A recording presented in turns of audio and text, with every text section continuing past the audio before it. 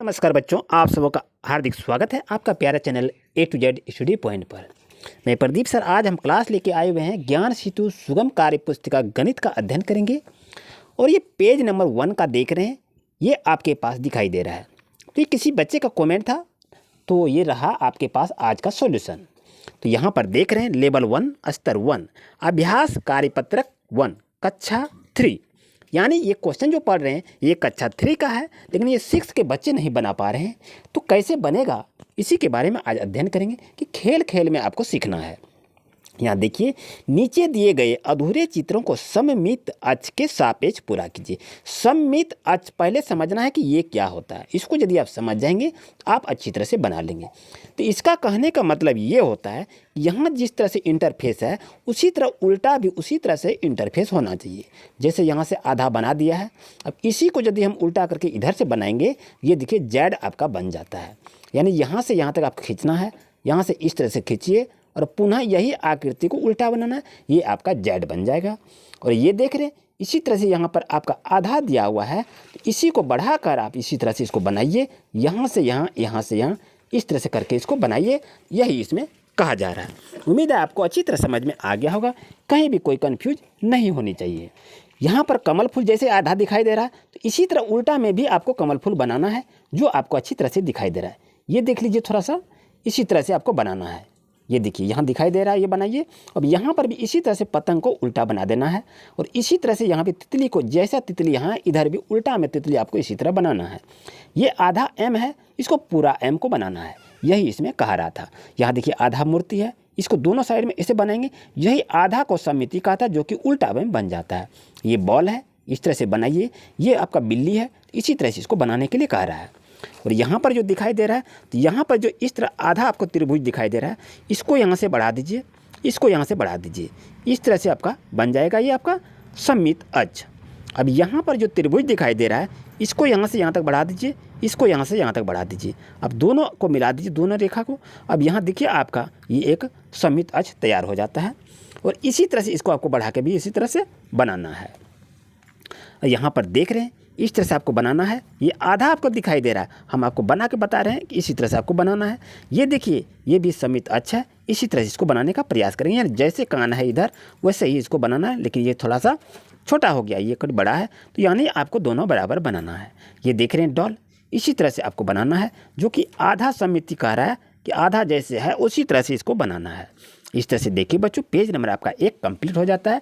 ये क्लास 6 की कार्य पुस्तिका का अध्ययन कर रहे हैं ज्ञान सेतु, जो आपके पास इस तरह से बुक को दिखाई दे रहा है, इसी का हम सॉल्यूशन कर रहे हैं। अब देखते हैं चैप्टर नंबर 1 का ही है, और लेकिन पेज नंबर आपका कौन सा है। देखिए पेज नंबर आपके पास 2 दिखाई दे रहा है, इसी का बारे में पहले सोचते हैं। पहले समझिए, बनाइएगा बाद में।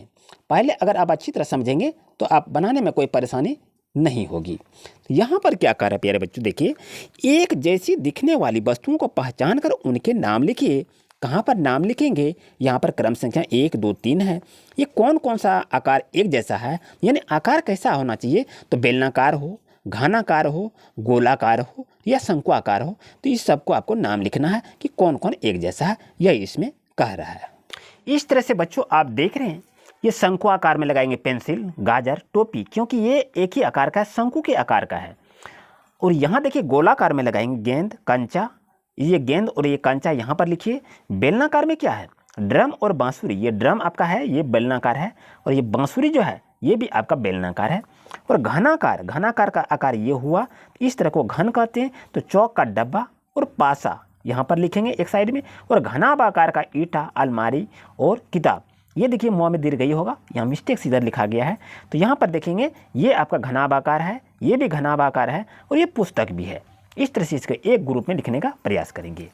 यही इसमें कहा रहा था कि आकार की प्रवृत्ति को आप पहचानिए कि आखिर वो किस आकार के हैं, आपको पहचान करने के लिए कहा रहा है।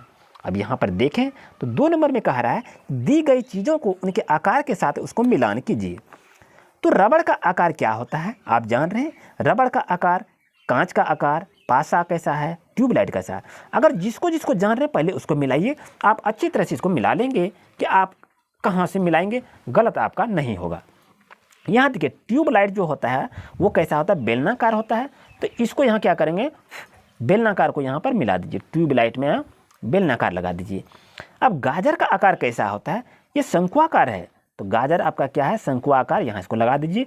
पासा कैसा होता है, पासा आपका घनाकार होता है, तो पासा आपका हो गया घनाकार हो गया, इसमें लगा दीजिए। अब यहाँ पर और कहाँ पर लगाएंगे, कांचा आपका क्या है, गोलाकार है, तो इसको यहाँ से गोलाकार में इसको लगा दीजिए। अब क्या बच गया, रबड़, तो रबड़ आप देख रहे हैं घनाभ आकार का है, तो इसको यहाँ से इसके साथ लगाइए। इस तरह से देखिए, आपको मिलान करने के लिए कहा रहा, आप मिलान भी अच्छी तरह से कर दिए हैं। अब क्वेश्चन यहाँ से ये पूछा जा रहा है कि बार बार आपका कमेंट आ रहा है कि आखिर घन घनाभ क्या होता है, इसके बारे में बताइए। तो इसका वीडियो बना हुआ है, जाकर प्ले लिस्ट में देखिए, घन और घनाभ की पहचान कैसे करते हैं, कैसे उसको सीखेंगे, वहाँ पर वीडियो बनी हुई है। तो वहाँ पर आप जाके अभी तुरंत देखें और अच्छी तरह से सीखें। अब यहाँ से क्वेश्चन आपको पूछा जा रहा है कि नीचे दी गई चीज़ों के कोने व किनारों की संख्या गिनकर लिखिए कि कोण की संख्या कितनी होती है, किसमें, ये आपका घनाभाकार है, ये घन है और ये आपका शंकु है। तो यहाँ पर देख रहे हैं बच्चों, आपका ये घनाभाकार है, इसमें कहता है कोनों की संख्या बताइए कितने होते हैं, इसमें किनारों की संख्या बताइए कितने होते हैं। तो इसमें आप लिखेंगे घन और घनाभ दोनों में इक्वल होता है, इसे आप याद रखिएगा। तो घन में किनारों की संख्या कितने होंगे, घन में किनारों की संख्या आपके 12 होते हैं, इस चीज़ को याद रखिएगा, यहाँ पर लिखिए 12। और यहाँ आप देखेंगे कोण की संख्या कितनी होती है, तो कोण आपका इसमें 8 होगा, इसमें आप 8 लिख लीजिए। अब यहाँ दोनों यदि एक ही आकार है, ये छोटा और बड़ा है, तो यहाँ पर ये आपका वही सेम होगा। और इसमें देखें ये आपका शंकु है, तो शंकु में कोण कितने होते हैं, शंकु में कोण 1 होते हैं, किनारों की संख्या इसमें 0 होती है। प्यारे बच्चों, इसी तरह से इसे आप देखने का प्रयास करेंगे, ये आपका पेज नंबर 2 कंप्लीट हो जाता है। नेक्स्ट क्लास में लेके आएंगे पेज नंबर 3। अगर इसका वीडियो भी चाहिए, उसके बाद 4 का भी लाएंगे, उसके बाद 5 को भी लाएंगे।